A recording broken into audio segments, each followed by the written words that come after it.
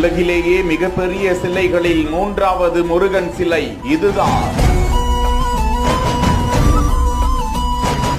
நம்பவேலூர்ல 92 அடி உயரத்துல மிக பிரம்மாண்டமான முருகர் சிலையை கட்டிட்டு இருக்காங்க. இந்த சிலையை கட்டி முடிச்ச பிறகு எப்படி இருக்க போகுதுன்னு தான் இந்த வீடியோல பார்க்க போறோம்.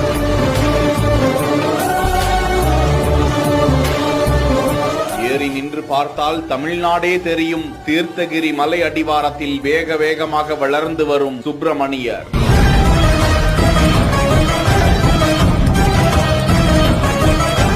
பெரும் சுற்றுலா தளமாக மாற உள்ள பிரசித்தி பெற்ற ஸ்தலம். முருகப்பெருமான் தன் திருவடிகளை பதித்து சென்ற ஸ்தலம்.